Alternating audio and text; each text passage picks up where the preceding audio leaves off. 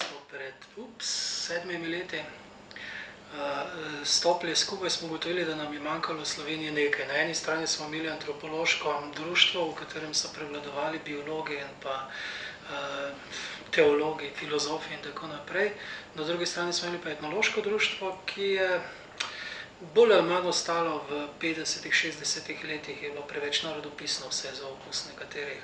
Poskušali smo narediti neko novo združenje, ki bo širšega kova, predvsem kulturno, socialno, antropološko zaznamovano, po vzoru Evropske zveze socialnih antropologov in drugih mlajših ali pa recimo dinamičnih društev, z dokaj širokim konceptom tega,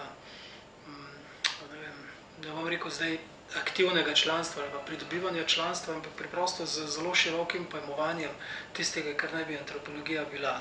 In ključna zadeva, ki jo vidimo v tem, je, da antropologi na nek način sodelujemo v kroženju znanja in pa posredovanja tega znanja in pa seveda krožimo med ljudmi kot tiste, recimo, da vredne školjke v Melaneziji in razveselimo ljudi seveda svojim znanjem in pa s svojim angažmajem.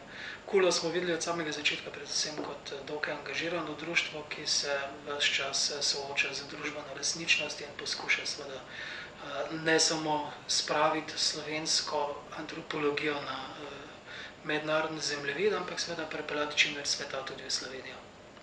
Kje potem vidite društvo v naslednjih 5-10 letih? Kot sem povedal prej, vidim ga na dveh ravneh. Na eni strani bo to društvo, ki bo bistveno bolj aktivno, kot je zdaj sodelovalo z drugimi podobnimi stanovskimi društvi v tujini, začnemo pa s soseščino. Na drugi strani pa vidim društvo kot tisto polje izmenjave znanja, v katerem se združujejo različne generacije z izredno različnimi izkušnjami v svojem vsakdanjem praktičnem življenju, v poklicnem življenju in pa seveda tudi v vizijah tega, kaj naj bi antropologi počeli v tej družbi.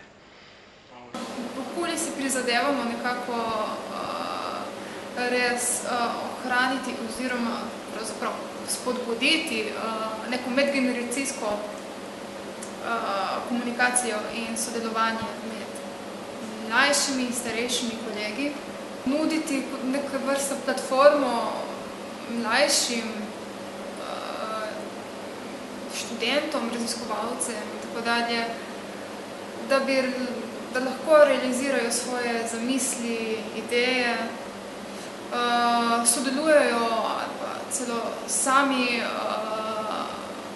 organizirajo svoje dogodke, objavljajo v društveni reviji. Trudimo se organizirati čim več